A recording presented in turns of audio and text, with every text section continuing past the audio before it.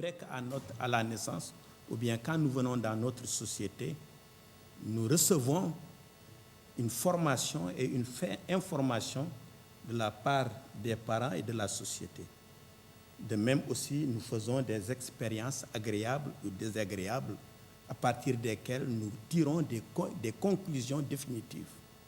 Eh bien, c'est la somme de ces expériences qui vont nous conférer tout un ensemble de certitudes et de conventions et avec lesquelles notre regard du monde va être complètement modifié. Mais est-ce un début de conscience ou bien est-ce un bon sens? Toujours Einstein disait que le bon sens, c'est ce qui nous a été inculqué jusqu'à l'âge de 18 ans. Et Descartes disait, c'est la chose la mieux partagée au monde, parce que chacun pense en être très bien pourvu. Ce terreau-là est très, très, très important,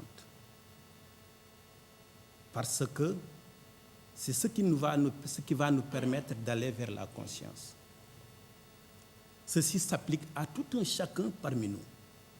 Et je reprends l'exemple de Gandhi, qui, dans cette Inde colonisée, avec l'école anglaise, l'aspiration, effectivement, c'était de devenir anglais. Il ira à l'école, à l'université, pour débarquer en Angleterre, où il va apprendre la danse, essayer de parler un anglais british, vous voyez, porter le costume anglais au point de ressembler à l'anglais, parce que c'était la mode. Mais c'est en Afrique du Sud qu'il a pris conscience. C'est en Afrique du Sud que la réalité s'est révélée toute crue à travers l'événement qui lui est arrivé. Et là, il changea de mode de vie et de valeur, parce qu'il a compris effectivement ce qu'il pensait être, c'est pas cela. Donc, ça, on pourrait dire que ce conditionnement dont tout un chacun parmi nous est l'objet est nécessaire à ce déconditionnement. C'est pour cela que nous demandons, dans cette démarche de vraiment aller vers la non-violence, de ne point rejeter aucune de nos expériences, ou bien de choisir une de nos pensées ou de laisser l'autre, ou bien de choisir une partie de nous-mêmes et de laisser l'autre.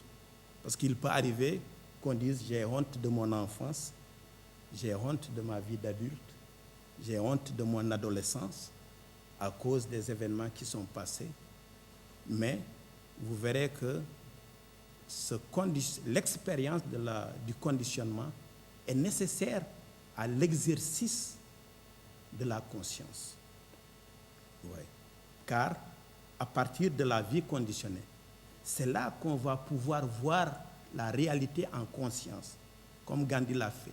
Et à partir de là, prendre le chemin de la prise de conscience. Vous voyez. Et ça, c'est valable pour tout le monde. Et dans cette perspective, on verra que les êtres de paix, dans ce travail, ont travaillé à deux choses très importantes. La dignité extérieure de l'être humain, qui touche aux 4 fonctions de l'existence, donc au corps, qui est étroitement attaché à la dignité intérieure, qui relève du domaine de l'esprit, c'est-à-dire ne point être pris au piège des croyances, des demi-vérités et des mythes. Au domaine de l'âme, d'être préservé de toute frustration et de toute altération. Et au cœur, d'être préservé de toute méchanceté, de toute jalousie, de toute haine.